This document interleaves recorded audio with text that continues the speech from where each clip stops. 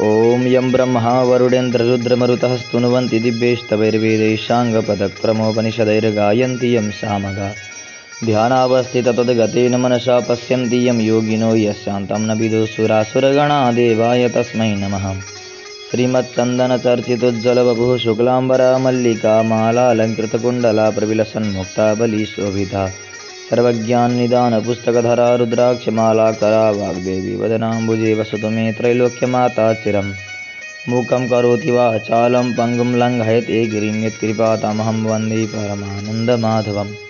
नमो भगवते तस्मै व्यासाय मिततेजसे यस्य प्रसादात् वक्ष्यामि नारायणकथामिमाम्। नारायणं नमस्कृत्य नरं चैव नरोत्तमं देवीं सरस्वतीं व्यासं ततो जयमुदीरयेत्। अथ 29 सुलोचना उपाख्यान।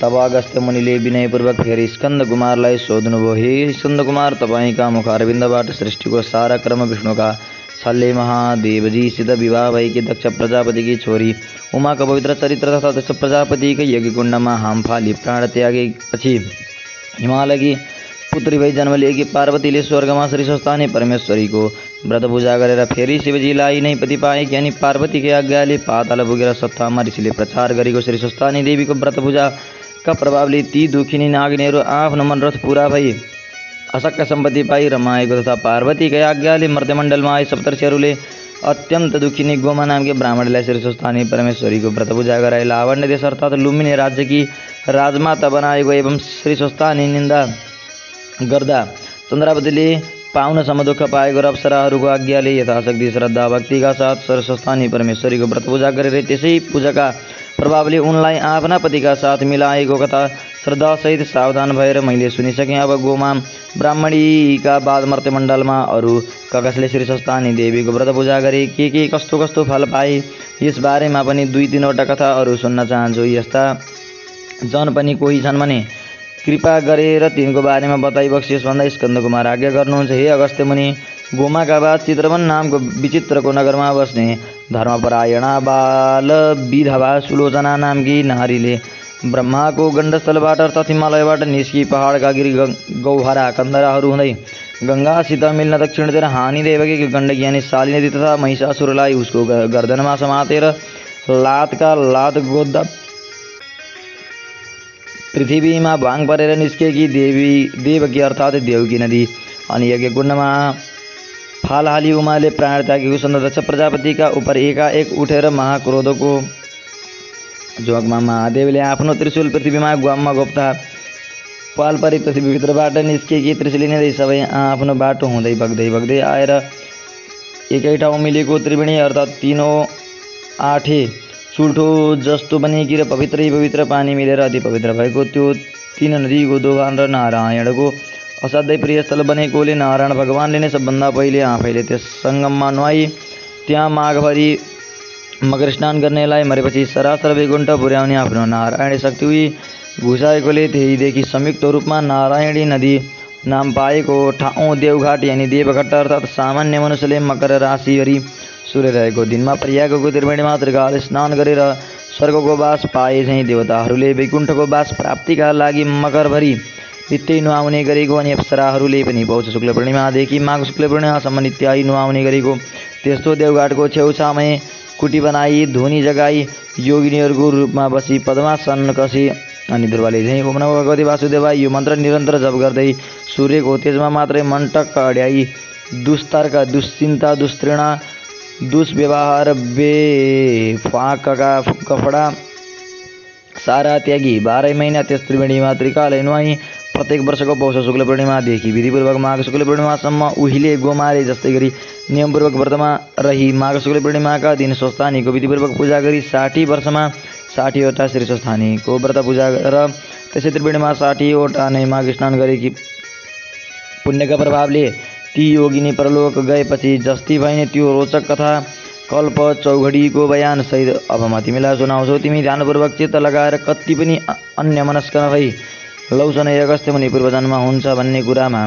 पूर्ण विश्वास नभइकन धर्म कर्म गर्न सही श्रद्धा रहँदैन। तसर्थ तिमी पहिले पुनर्जन्म हुने कारणहरू सुन। सत्व रजतमो गुण मिलेका सूर्य का किरण रहने आकाशमा सत्वगुण प्रधान रहेको समयलाई सत्य भनी रजोगुण प्रधान रहेको समयलाई त्रेतायुग तथा रज र तम मिलेर प्रधान रहेको समयलाई द्वापरयुग तथा तमोगुण तथा मात्र प्रधान रहेको समयलाई कलियुग भनिन्छ। सत्व भनेको असल हो र कली भनेको महालण्ठ हो। उक्त चारै युगको समूहलाई चौघडी भन्दछन्। यस्ता 72 चौघडीको आधा कल्प या ब्रह्माको एक दिन हुन्छ अनि त्यति नै समय ब्रह्माको रात पनि हुन्छ। यी दुवैलाई मिलाउँदा एक कल्प हुन्छ। त्यो आधा कल्पमा एक अङ्कका सामु अन्डा 20वटा शून्य क्रमैले तेर्सोतिर लेख्दा त्यो एकको स्थानीय मान जति हुन्छ त्यति वर्षको हुन्छ।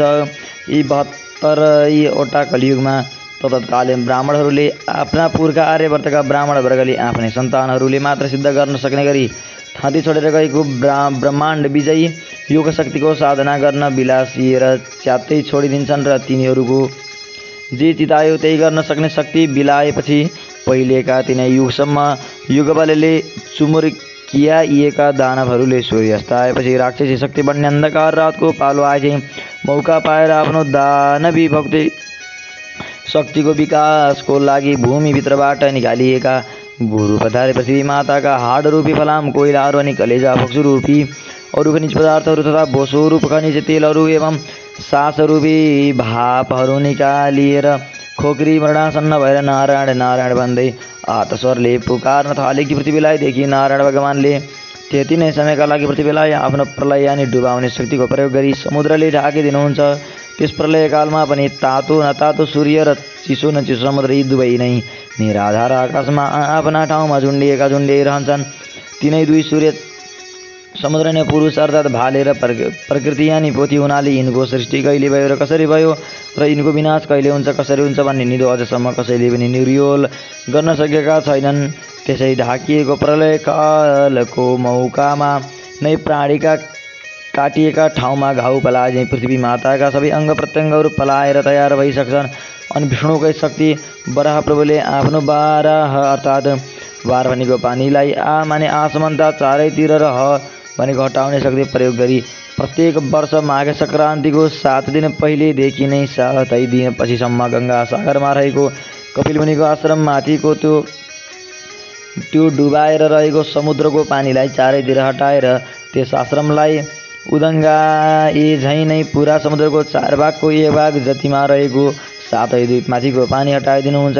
त्यसै नडुबेको र डुबेर नउदाएसम्मको समयलाई एक कल्प मानिन्छ। हे अगस्त्य मुनि, यस्ता कल्प कति बिते गनेर साध्य छैन। प्रलय हुनुभन्दा पहिलेका चौघडीहरूमा पनि वर्तमान चौघडीमा पनि कतिपय राक्षस वा दानवहरूले अथवा राक्षसी बुद्धि हुनेहरूले शिवको या ब्रह्माको आराधना तपस्या गरेर उनलाई प्रसन्न पारी पाएका वरदानले उम्तिएर पाप फैलाई गठवादी सज्जन धर्मात्माहरूलाई पिर्नासम्म पिरे भने बीचमा पनि विष्णुले आफ्नो शक्तिद्वारा इच्छा अनुसारको अवतार लिएर ती सारा दुष्टहरूलाई मारी सज्जन धर्मात्माहरूको र धर्मको रक्षा पनि गर्नुहुन्छ। त्यसरी प्रलयकाल हुँदा पृथ्वी डुबेको अवस्थामा पृथ्वीका चर अचल स्थलचर र नवचर प्राणीहरू स्वात्तै डुबेर मर्दछन् र तिनका प्रेतात्माहरू वा प्रेतरूपहरू आफ्नो गुण रूप आकार प्रकार धर्म कर्म पाप पुण्य बोकेर दूरदर्शनका पात्रहरू वायुमा स्थित बिजुलीमा विचरण गरे चाहिँ आफ्नो वंशका साथ मिलेर सूर्यलोकमा अर्थात् सूर्यका असङ्ख्य किरणहरूमा नै फलभित्र उसको स्वाद गुण पौष्टिक तत्त्व नदेखिने गरी हरिरहेका हुन्छन्। ती पार्थिव वस्तुको पानीबाट बनेको देखिने हिस्सा काठपात शरीर जीव चाहिँ पानीमै सड्दछ। नदेखिने तत्त्वहरू जति आकाशमा उड्दछन् र सूर्यका बिजुलीमा फ्लापीमा अक्षरहरू चाहिँ थन्कन्छन्। फेरि कालान्तरमा डुबेको स्थल देखिएपछि पुरुष र सूर्य र प्रकृति यानि पानीबाटै बनेको पृथ्वीको मेलमिलापको तारतम्यबाट उनी पहिले केही सृष्टि दोहोरिन्छन् र दोहोरिरहन्छन्। आमाको शरीरमा सामानहरूले बनेको देहका वस्तुहरू देखिन्छन् र त्यसै देहलाई आधार मानेर रहेका बाबुका गुणहरू देखिँदैनन्। अर्थात् शरीरमा नदेखिने जति बुद्धि आदि गुणहरू बाबु सूर्यका हुन्छन्। एकै आमा बुवाका सन्तान एकैचोटि एकै ठाउँमा जन्मेका दुई बालक पनि भिन्न भिन्न स्वभावका भिन्न भिन्न आकारका, कोही सपुत तथा कोही गपुत, कुनै पापी त कुनै धर्मात्मा भएका चाहिँ पूर्वजन्ममा जस्तो कर्म गरेर आफ्नो कर्मका साथै सूर्यलोकमा यानि सूर्यका असङ्ख्य किरण रूपी लोकमा किरणकै स्वरूपमा मिलेर रहेको थियो। त्यही किरणले नै बाबु बन्नेको शरीरमा वायु चढे झैँ उसको शरीरको तातो मामिली उसलाई असिन पसिन पारी तताई आमाको रगतलाई आमा बुवाकै आकारमा जमाउने जोरनका साथै भ्रूणको विकास गरी सञ्चालन गर्नका लागि स्वास्वा गर्दै पलस्त रहेकी आमाको गर्भमा आत्मा नामको बिजुलीको रूप आगोमा सञ्चित रहेका उसका पूर्वजन्मका संस्कार र सौर बिजुलीमै रहेका काम क्रोध आदि अदृश्य गुणहरू साथै प्रवेश गर्दछन्। अनि त्यसमा रहेको स्वसिद्ध शक्तिले आमाको गर्भको विकृत रगतलाई आमा बुवाकै आकारमा जमाउने सञ्चालन गर्ने बढाउने हुर्काउने बुढ्याउने मराउने र जहाँबाट आएको हो उहीँ पुर्याउने काम गर्छ। याद राखे कि बाबुमा चढेको त्यो किरणवासी धर्मात्मा भए पर सरेको 7 रातसम्मको रगतमा अडिँदैन। 8वाँ रातदेखि रगतमा पापीहरू अडिँदैनन्। 14वाँ रातमा केवल महापुरुष मात्र अडिन्छन्। 15वाँ 16वाँ रातमा चाहिँ पुण्यात्माहरू मात्र अडिन्छन्।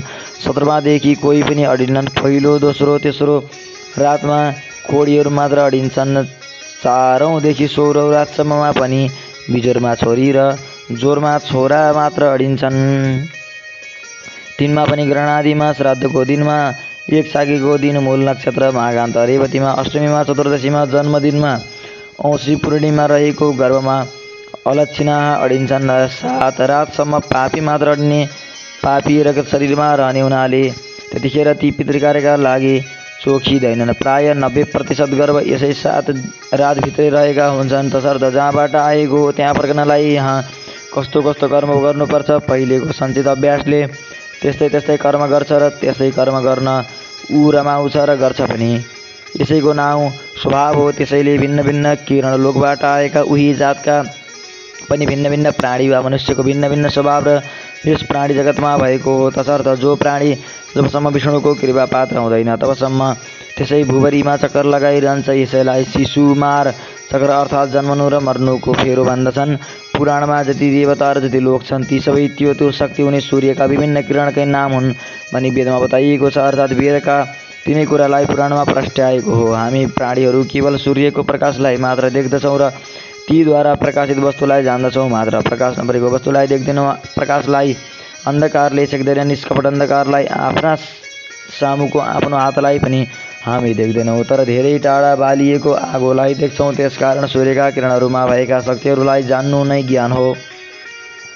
यस्तो यो ज्ञान प्राप्त गर्नका लागि जसरी युवतीको युवकमा र युवकको युवतीमा उनको भित्री अन्तःकरणमा निरन्तर तन्मनस्कता रहन्छ त्यस्तै तन्मनस्कता आकाशभरि ढाकिरहेको सूर्यको तेजमा 12 वर्ष रहिरह्यो भने त्यो तेज हृदयभित्रै झलकर सकल ज्ञान प्राप्त हुन्छ। त्यस्तो जनलाई ज्ञानी भन्दछन्। ज्ञानीलाई पापले छुँदैन। शिशुमार चक्रको फेरो रहँदैन। यसैलाई विष्णुको कृपा पनि भन्दछन्। हे अगस्त्य मुनि उता पृथ्वी डुबेको बेलामा जलचर चाहिँ असङ्ख्य बढेर समुद्रमा अटाइ नअटाइ हुन्छन्। अघि पृथ्वीले खोक्रिएको अवस्थामा विष्णुलाई आर्त पुकार गरे चाहिँ अब समुद्रले जलचरको भार थाम्न नसकी प्रभु भन्दै आर्त पुकार गर्न थालिन्। अनि विष्णुले आफ्नो वराह शक्ति प्रयोग गरी पृथ्वीमाथिको पानी हटाइदिए। त्यहाँ थुप्रिएका जलचरहरू त्यहीँ मरी सडी कुहिएर त्यसमा बडे किरा पर्दछन्। त्यही सडानलाई नै क्षीर समुद्र साई विष्णुको अर्थात् समुद्रको जलमा रहने शक्तिको कानेगुजी भनिन्छ र त्यही देब्रे कानको यानि उत्तरी गोलार्धको कानेगुजीबाट उब्जिएको बडे मारको किरालाई मधु दानवर अनि दाहिने कानको अर्थात् दक्षिणी गोलार्धको कानेगुजीबाट उब्जिएको यामानको किरालाई कैटभ दानव भन्दछन्। विष्णुकै नाभि कमल यानि सृष्टिको केन्द्रस्थल नाइटोबाट उम्रिएको अर्थात् समुद्रको लेदो छिपछिपे पानीबाट उब्जिएको पृथ्वी जल तेज वायु आकाश रूप नालको माथि खिलेको कमल पुष्प अर्थात् ती पञ्चमहाभूतको सामूहिक शक्ति मिली आकाशमै प्रकट भएको ब्रह्म नामको ब्रह्मा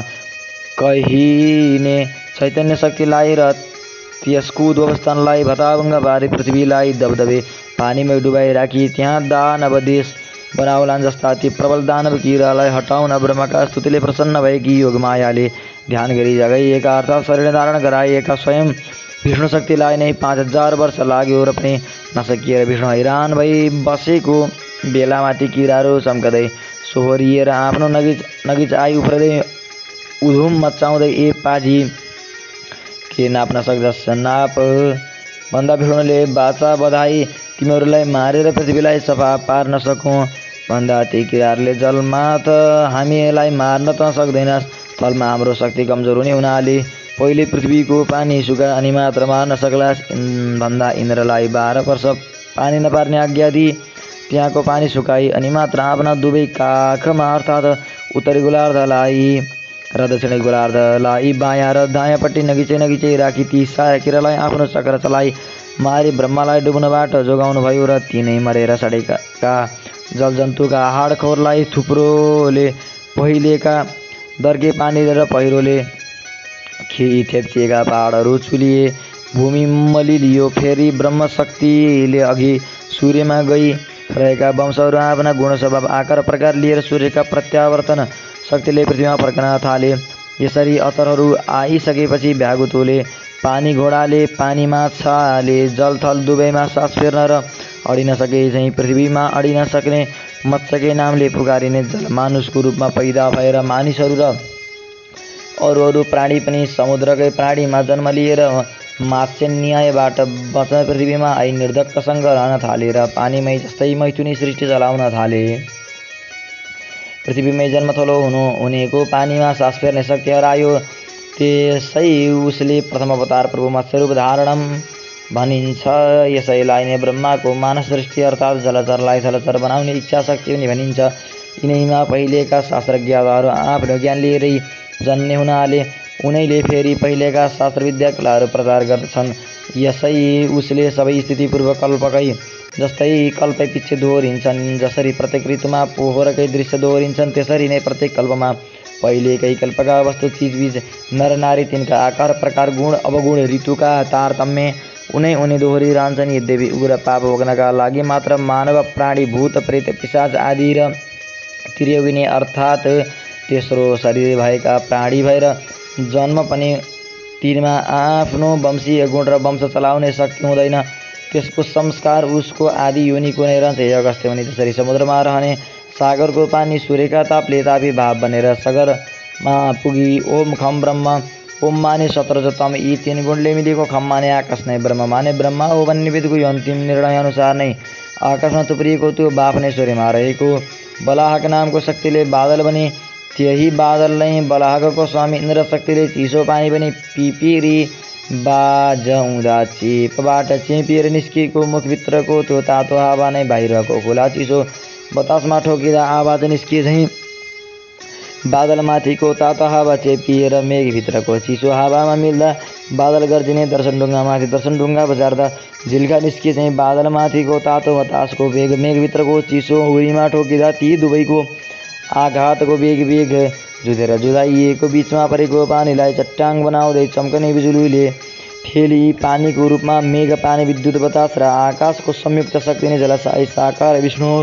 त्यस्ता विष्णुको चरणोदक अर्थात् मेघको पानी ब्रह्माको कमण्डलु यानि मेघमणिको आकाशबाट पृथ्वी वा पृथ्वीको टाउको रूप शिवको शिर मानिने हिमालयमा तर्की शिवको जटा रूप मानव सरोवरमा जम्मा भई भरिएपछि त्यहाँ नहटाई त्यो नहटाएको पानी भगीरथ प्रयत्नले अर्थात् त्यति अग्लो पहाडबाट खदारिँदै भिर पहरा ढुङ्गा मोडामा बजारिँदै पाखा भित्तामा ठोकिँदै छिया भई बल्ल तल्ल बडा मुस्किलले सम्ममा आइपुगे। एकछिन पन्याविषय बिस्तार निरन्तर बग्दै गई फेरि सागरमै मिल्छ र फेरि ताती बाँफ पनि सागरमा पुगी पानी रूपमा वर्षी उसै सागरमै आवागमन गरिरहन्छ। भाव बन्दा पानी नदेखिए पनि पानी मरीको अर्थात् बिलाएको हुँदैन। जसरी अन्न फलफुलमा रहेको पोषक तत्त्व गुण स्वाद देखिँदैन तर खाएपछि अनुभवले छ हुन्छ भन्ने थाहा हुन्छ।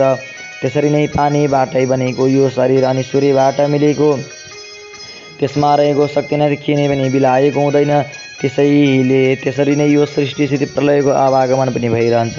पानीको यस्तो आवागमन देखेर पानीबाट बनेको यो शरीरको पनि आवागमन भइरहन्छ भन्ने कुरोमा यसै अनुमानले टम्म्याउनु पर्दछ। यही आवागमन भइरहने हुनाले यसका सञ्चालक भगवान विष्णुलाई चक्रपाणी अर्थात् हातमा चक्रले सृष्टि स्थिति प्रलयको रूपमा घुमाएर नै भन्दछन्। यिनै सब कारणले आकाशको जललाई विष्णुको चरणोदक र सृष्टि स्थिति प्रलयको आदि कारण वर्षेको जल नै हुनाले विष्णुलाई जलसाई भन्दछन्। क्षीरसागरमा शेषशय्या गरी सुतेका लक्ष्मीयुक्त अर्थात् क्षीर माने दूध झैँ सेतो प्रकाशमय सागर माने अर्थात् अथाह आकाशमा व्याप्त विद्युत नै निराकार विष्णु हो र त्यस विद्युतमा निहित शक्ति नै लक्ष्मी हो भने प्रकृति रूप जललाई अगाली मेघ रूप धारण गर्ने शक्ति सम्पन्न विद्युत चाहिँ विष्णुको साकार रूप हो। यद्यपि समुद्रमा बडवानल नामले व्याप्त रहेको विद्युत पनि सूर्यबाटै समुद्रले सङ्ग्रह गरेको हो तापनि आकाशरूप क्षीरसागरमा रहेको विद्युत निट्ठा तातो हुनाले ऊ पुरुष हो र जलरूप क्षीरसागरमा रहेको विद्युत चिसो तातो मिलेकाले प्रकृति हो। पुरुष बाले हो र प्रकृति पोथी हो। बाले पोथीको मेलबाट सृष्टिक्रम चल्ने हुनाले दुवैको विद्युत तातो मिली एउटै आत्मा बने पनि बाले पक्षको शक्तिलाई परमात्मा भनिन्छ र पोथी पक्षको शक्तिलाई जीवात्मा भनिन्छ। परमात्माले शरीर सञ्चालनका लागि आवश्यक पर्ने बल विद्या वाणी आदि समस्त शक्ति दिई पनि तिनलाई प्रयोगमा ल्याउने काम जीवात्माले गर्छ र त्यस कर्मको भोग पनि जीवात्माले नै भोग्दछ। परमात्मा त केवल उसका कामको साक्षी मात्र भएर रहन्छ। यसैले हामीले झुट बोल्दा साथसाथै साक्षीले झुटो भन्ने बकिराखेको हुन्छ। एउटै आत्मा भए एकैचोटि दुई कुरो बक्न सक्ने थिएन भन्ने हरूलाई द्वैतवादी भन्दछन् र आखिर समुद्रले धारणा गरेको विद्युत पनि सूर्यकै बिजुली त हो नि। जसरी अरू शक्ति दिएर त्यो द्वैत शक्ति पनि दिए ऊ दिन्छ मात्रै स्वयं भोग गर्दैन भन्नेहरूलाई एकेश्वरवादी भन्दछन्। हे अगस्त्य मुनि, अहिलेसम्मको मेरो बनाइले त्यो विष्णु त जडात्मक पो रहेछ भन्ने भान तिमीलाई पर्यो होला। त्यस्तो भान हुन स्वाभाविक नै पनि हो, किन्तु जल थल तारा नक्षत्र ग्रहण सहितको समस्त आकाशमा व्याप्त भएर रहेको त्यो विद्युत रूप विष्णु त सदा सच्चिदानन्दमय स्वरूपमा रहेको छ। तसर्थ आफ्ना भक्तहरूले त्यो तेज रूपमा शङ्खचक्र गदा पद्म लिएका पीताम्बर पहिरेका मनुष्य आकारको रूपमा ध्यान गरे या स्तुति प्रार्थना अर्ध पुकार गरे भने आफूमा रहेको चित माने चैतन्य शक्तिद्वारा भक्तले चिताए जस्तै प्रत्यक्ष रूपधारी भक्तहरूको आपत्ति टारिदिनुहुन्छ, आशीर्वाद दिएर दुःख हरिदिनुहुन्छ। कुनै कष्टले धर्मनाश गर्न तम्स्यो भने इच्छाअनुसारको रूपधारी त्यसलाई निभाइदिनुहुन्छ। धर्म र धर्मात्माहरूको नाश गर्ने दुष्टहरूको विशाल दल भए अवतार लिएर युद्ध रची त्यस युद्धमा सारा पापीहरूलाई भेला पारी तिनलाई स्वाहा पारिदिनुहुन्छ। आफ्नो सदा ध्यान गर्ने भक्तहरूलाई उनमाथि आइपरेका आपद विपदबाट रक्षा गरिदिनुहुन्छ। कहिले काहीँ लहड चल्यो भने साधारण रूप धारी धराई लक्ष्मी या गङ्गा या सरस्वतीका साथ रमण पनि गर्नुहुन्छ। उहाँका त्यस्ता लीलाहरूको बखान गरेर साध्य छैन। भगवानका यिनै सब लीला र मनुष्यहरूमा भिन्न भिन्न स्वभाव तथा गतिविधि एवं उनको विचारधारा हुनु नै पूर्वजन्मका अनुमानको कारण हो। यिनै सब कुरा नै हुनु पुनर्जन्म हुने कारणका प्रत्यक्ष विवरणहरू। हे अगस्त्य मुनि, तिमीले पुनर्जन्म हुने कारण सुनिसक्यौ, जान्यौ पनि। त्यसै कारण अब सुन, यस मर्त्यमण्डलमा गोमाका वा शीर्षस्थानी व्रत पूजा विधि पूर्वक गर्ने सुलोचना आख्यान।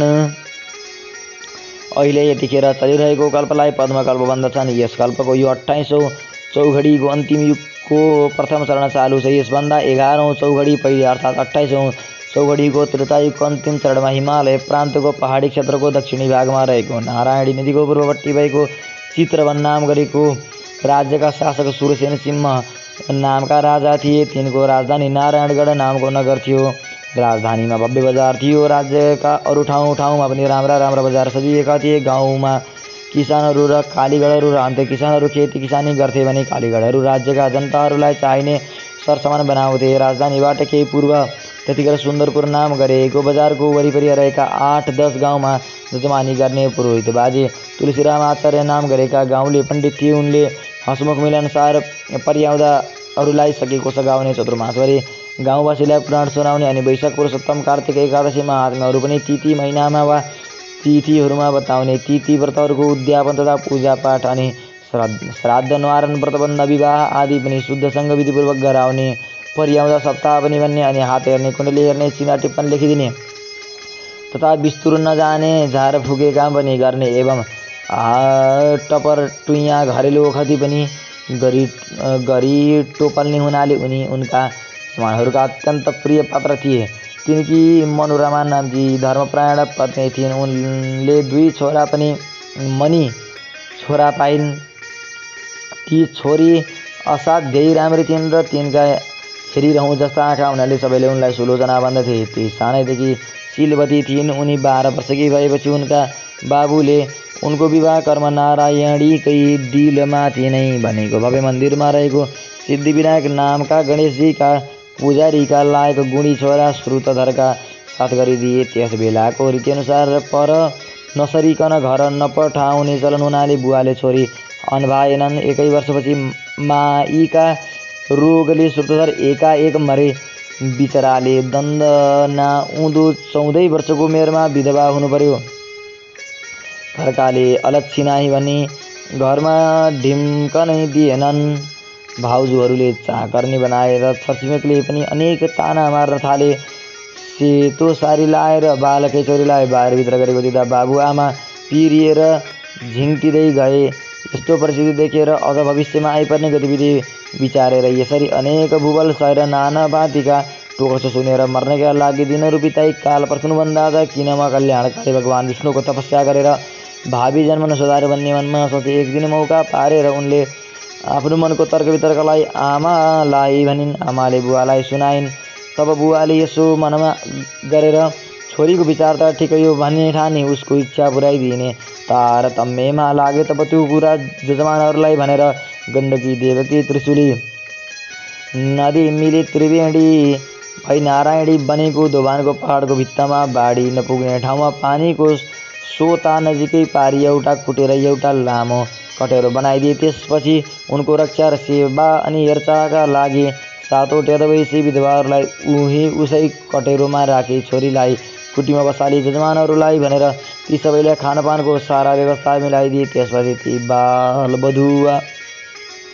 बाल विधवा सुलोचना त्यसै कुटीमा बसेर सांसारिक सारा व्यवहार त्यजेर कामोत्तेजक विषय वासना बेफाकका तर्क वितर्क गर्न र मनुष्य मण्डलीमा रहेर फतर्का मार्न च्याप्ता छाडी त्यो 3 पवित्र नदी मिलेको त्रिवेणी नाम पाएको त्यस दोभानमा दिनौँ 3 काल प्रातः मध्याह्न र साँझ नुहाएर आए। कुटीमा बसी पद्मासन कसी निश्चल सोझो घाँटी गराई दुई आँखाको हेराइलाई नाइटोमा पुर्याई सूर्यको जाज्वल्यमान तेजलाई आकाशभरि नै ढाकिएको सम्झी त्यस तेजमा मात्रै ध्यान अटल पारी त्यसै तेज राशिलाई विष्णुको स्वरूप मानी ओम नमो भगवते वासुदेवाय भन्ने यो विष्णु मन्त्र मात्रै जपी नारायणकी अति भक्तिनी योगिनी भएर अत्यन्त कठिन तपस्या गर्न थालिन्। उनी त्यहाँ सधैँ असल आचरणमा रहन्थिन्। कहिल्यै पनि कसैको फोकटिया सङ्गत गर्दैनथिन्। ध्यानमा तत्काल रहेको बेलामा को आयो को गयो उनलाई पत्तो रहँदैनथ्यो। आफ्नै शरीरमा रहने सधैँ नरकतिरै जाने बाटामा मनलाई दौडाई रहने अनि काम गर्दो लोभ मोह मद मत्सर्यलाई उकास्याउकासै गरिरहने दुष्ट इन्द्रियहरूको वशमा कहिल्यै पर्दैनथिन्। जो पवित्र खाना मिल्यो त्यही मात्र खाएर सन्तोष गर्दथिन्। साथै एक साग जो जुरेको फलफुल मात्र खाने र भक्तहरूले नियमित रूपले पालो बाँधेर ल्याइदिने गरेको गाईको दुध मात्र पिउँदथिन्। सधैँ साँचो बोल्दथिन्, थोरै बोल्दथिन्, अत्यन्त सुशीला थिइन्, सदा प्रसन्न रहन्थिन्। नारायणी शक्तिले मोहित भएर दर्शन गर्न आएका भक्तहरूले ल्याएर चढाएका वस्तुहरू पनि विशाल दिल भएकी उनी वरिपरि आसपासमा रहने दुखी दरिद्रीहरूलाई बाँडिदिन्थिन्। व्रतले देह सुकाएकी थिइन् तर ब्रह्मचर्यका प्रभावले तेजीले थिइन्। बिहान नुहाएर आएपछि पितृहरूलाई ब्राह्मणहरूलाई दिएर अनि आगामा होमेर दिनको 6वाँ भागमा फलफुल मात्र खाने गर्दछन्। कठिनभन्दा पनि कठिन अति कठिन सारा व्रतहरू विधिपूर्वक गर्दथिन्।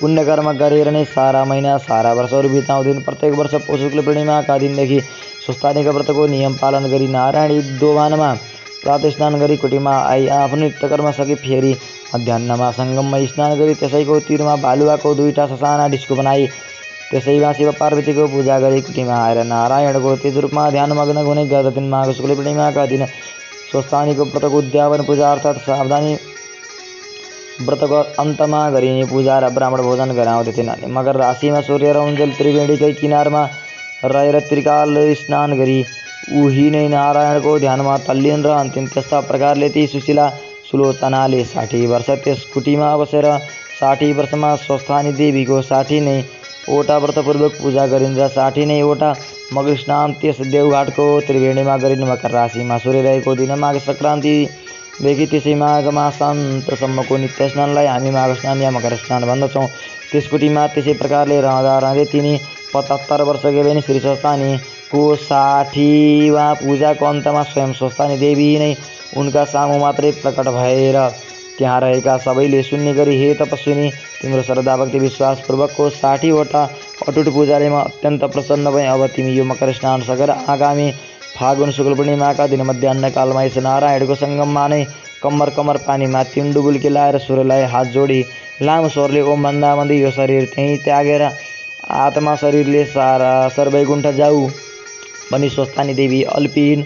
यो कुरो थाहा पाएर त्यस दिन त्यस सङ्गममा भक्तजनहरूको कुडुलो लागेको थियो। ठिक भनेकै बेलामा देवीले भने जस्तै गरिरहेको उनको तालु पड्कियो र उनको अदृश्य जीवात्मा उडेर सरासर वैकुण्ठ पुग्यो। पार्थिव शरीर पानीमै ढल्यो। भक्तजनहरूले उठाएर किनारमा ल्याए, सुताएर साराले फुल अर्पेर पूजा गरे अनि खलियो दाउराको चिता बनाएर त्यसमाथि त्यो मृतदेह राखी सबैले मिली आफ्ना घरबाट ल्याएका पाथी घिउ लासमाथि खनाएर एउटा भक्तले दागबत्ती दियो र 10 घात प्रक्रिया पनि गरिदियो तथा नियमपूर्वक बारी बरकी पनि गरिदियो। त्यसपछि तिनै भक्तपुत्रकी आत्माले नै त्यस आश्रमको नारायणी आश्रम राखी त्यसै गरिरहन लागि भक्तहरूले सुलोचनाको स्मृतिको लागि साधु सन्त तीर्थयात्री विद्यार्थीहरूका लागि त्यहाँ सदाव्रत राखिए। हे अगस्त्य मुनि, गङ्गा र सागरको सङ्गम छ। गङ्गा सागरमा समुद्रमा डुबेर रहेको कपिल मुनिको आश्रममा मकर सङ्क्रान्तिको 7 दिन पहिल्यैदेखि 7 दिनपछिसम्म आश्रम माथिको समुद्रको जल पछि हटेर आश्रम स्थललाई छोडिदिन्छ र कपिल मुनिको आश्रम पानीबाट बाहिर पोखरको जस्तै देखिन्छ। त्यसै गरी हरेक कल्पान्तमा पहिले पृथ्वीलाई डुबाएर रहेको समुद्रको पानी पछि सरेर पृथ्वीलाई डुबाउन छोडिदिन्छन् त फेरि पहिलेका कल्पकै उही सृष्टि उस्तै प्रकारले दोहोरिने हुनाले आजसम्म पनि त्यो नारायणीको आश्रम परम्परा उसै गरी चलिरहेकै छ। हे अगस्त्य मुनि, जब ती तपस्विनी सुलोचनाले देह त्याग गरिन् तब उनको जीवात्मा तत्काल वैकुण्ठ धाम पुग्यो र श्री स्वस्थानीको आशीर्वाद र विष्णुको प्रसन्नताले गर्दा पद्मा नाम गरेकी अप्सराको रूप धारण गर्यो र विष्णुले आफ्ना इच्छा शक्तिले तयार पारिएको सबै ऐश्वर्यले भरिभराउ भएको नयाँ स्वर्गपुरीमा सकल सुखभोग भोग्दै 40 वटा युग अर्थात् 10 चौगडीसम्म त्यहीँ रहन्। त्यो स्वर्ग यसै शरीरका आँखाले देख्नका लागि जस्तै दूरदर्शक स्थानबाट विशेष कृत्रिम बिजुलीद्वारा अन्तरालको नदेखिने व्याप्त बिजुलीमा फ्याँकिएको अनि अदृश्य रूपमै त्यहाँको प्राकृतिक बिजुलीमा अदृश्य रूपले अनेक भएर फैलिएको दर्शक स्थानबाट फ्याँकिएको दृश्य जतासुकै देख्नलाई अर्को यन्त्रको र विशेष बिजुलीको खाँचो पर्दछ। त्यस्तै अन्तरालको बिजुलीमा अदृश्य रूपले रहेको त्यो स्वर्ग देख्नलाई पनि तपस्याले आफ्नै शरीरलाई उपार्जन गरेको दिव्य दृष्टि चाहिन्छ। त्यस्तो त्यो दिव्य स्वर्गपुरीमा 40 वटा युग बिताएपछि एक दिन एकाएक टुप्लुक्क त्यहाँ आइपुगेका ब्रह्माले आफ्नै इच्छा शक्तिले उनको त्यो पद्मा शरीरलाई अत्यन्त राम्रो रूप र जिउडालको शरीरमा परिवर्तन गरेर आफ्नै लोकमा लगी तिलोत्तमा नाम राखिदिनु भयो र भन्नुभयो, हे तिलोत्तमा पुत्री, तिम्रो यो अति राम्रो रूप राशिलाई देखेर म आफै पनि आश्चर्यचकित छु। त्यसकारण म तिम्रा पुण्यका प्रतापले बनेको यो शरीरलाई कहिले पुण्य क्षय नहुने बरु बढ्दै जाने तथा सारा ईश्वरले भरिभराउ भएको परधाम सूर्यलोकमा पठाइदिन चाहन्छु, जहाँ गएर तिमी आकाशमा सूर्य भगवान रहन्जेल यस्तै रूप र जिउडालले सकल सुखभोग गर्दै रहनेछौ। यस्तो सूर्यलोकमा पठाउन मैले मात्रै हुँदैन, समस्त देवताहरूको पनि सम्मति चाहिन्छ। तसर्थ तिमी देवताहरूलाई प्रसन्न पार्न उनीहरूलाई कट्टर शत्रु असाध्यै बलिया अचेत अजनाभ देश अर्थात् भारतवर्षको मगध प्रान्तको विद्याटवीको बीचमा रहेको अम्बिकापुरलाई राजधानी बनाइरहेका सुन्दर तथा उपसुन्दर नाम गरेका दानवलाई आफ्ना नक्कल झक्कलले मोहित पारे परस्परमा भिडाइ मारेर आऊ अनि म त्यस कामले प्रसन्न भएका देवताहरूको सभा बसाई तिमीलाई सूर्यलोक पठाउने प्रस्ताव सभामा राख्छु। तिम्रो कामले झिकिएर देवताहरूले अवश्य मेरो प्रस्ताव स्वीकार्नेछन्, तब म तिमीलाई सूर्यलोक पठाइदिनेछु। अनि हराएपछि ती तिलोत्तमा बनेकी सुलोचनाले तब तुरुन्तै ती दैत्यलाई मार्न त्यो ब्रह्मलोकबाट वीणा हातमा लिएर योगमार्गले अर्थात् जहाँ चिताई उहीँ पुगिने शक्तिले त्यहाँ ती दानव रहन्थे उहीँ पुगिन् र त्यहाँको पवित्र जल भएकी रेवा नदीको जलमा नुहाएर कलेजी रङ्गको साडी पहिरेर रङमिल्दो चौबन्दी चोली लाएर सारा श्रृङ्गार पटारका सामानले सजिएर पाउजीव र करधनी छामछुम गर्दै चुराहरू छनछन छन्काउँदै पहाडी सोताको नजिकै रहेको अशोक वृक्षको मुनि फेदमा रहेको केही अग्लो चेप्टो ढुङ्गामाथि बसेर सेतो चमेलीको फुलले बनेको गजरा शिरमाथि मेहराब आकारको सजेर रङ बिरङ्गका गुणकेशरीका लहरा चुल्ठामा लड्काएर कञ्चनला हारले कण्ठ सजाएर हल्लो लुर्कन कानमा लगाएर सुनिरहँ जस्तो मिठो गीत गाउँदै 6 वटेश्वरले वीणा बजाउँदै बसेकी हेरिरहँ जस्तो चन्द्रमाको चाँदनी जस्तै रूप भएकी नारीलाई ती सुन्दर उपसन्दका सिपाहीहरूले देखेर छक्क पर्दै तुरुन्तै हाइफाई गर्दै सुन्दर उपसन्दका पास पुगेर हतारिँदै त्यस स्त्रीको बारम्बार वर्णन गर्दै भन्न लागे, हे महाराज, यहाँबाट नजिकै अगाडि नै साक्षात् कामदेवलाई नै पनि मोहित पार्ले जस्तै देवी हो कि दानवी हो, यवनी हो कि यक्षी हो कि को हो, स्त्रीहरूमा रत्न समान कि मानव रत्ने रत्नले भनेको जस्ती स्वर श्रृङ्गारले सजिएकी कोही युवती मधुर स्वरमा वीणा बजाउँदै बसेकी छ। रत्नका भोग गर्ने तपाईँहरू चाँडै त्यहाँ गएर हेर्नुहोस् भन्ने यस्तो आफ्ना सिपाहीहरूको अत्यन्त सुन्दर वचन सुनेर तुरुन्तै आफ्नै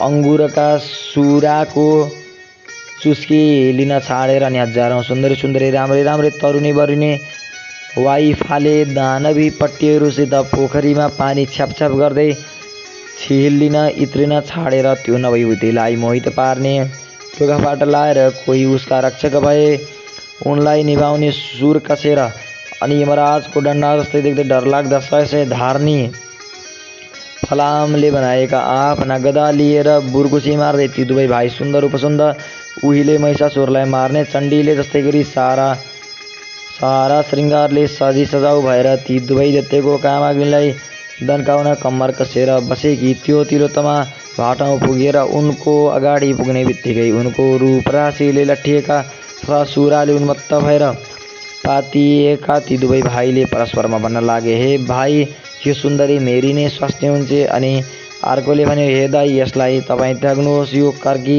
आँखावाली मेरी नै स्त्री हुन्छ भन्दै मेरी मेरी भनेर जङ्गिँदै काल नगिचिएका मत्ता हात्ती जस्ता ती दुवै दाजुभाइहरू आफ्ना गदाले परस्परमा हानाहान गरेर ठटाउन लागेर ती दुवै भाइ मरेर त्यहाँ भुइँमा लम्पसार परे। त्यसपछि ती तिलोत्तमा पनि देवताहरूको कार्य फत्ते पारेर दसैँ दिशालाई झलमल झल्काउँदै आकाश मार्गले ब्रह्माको पुरमा आइन्। अनि उनका त्यस कामले अति सन्तुष्ट भएका ब्रह्माजीले देवताहरूको सभा बसाएर ती तिलोत्तमा कामको वृत्तान्त बताएर उनीलाई तिलोत्तमालाई सूर्यलोक पठाउने अनुमति पाएपछि ब्रह्माले भन्नुभयो, हे सुन्दरी, अब उपरान्त तिमीलाई यस्तै रूपी यस्तै उमेरकी रहने गरी बस्ने ठाउँ सूर्यको रथमा दिएँ। अब तिमी उहीँ जाऊ र आकाशमा सूर्य रहउन्जेलसम्म तिम्रा इच्छा अनुसार अनेक सुख भोगहरू भोग्दै उहीँ रहिरहु भनी पठाइदिए। तसर्थ कल्याण चाहनेले समयको सदुपयोग गर्नुपर्दछ। यस्ता प्रकारले त्रिवेणीको सङ्गमस्थल नारायणीको तटमा रहेको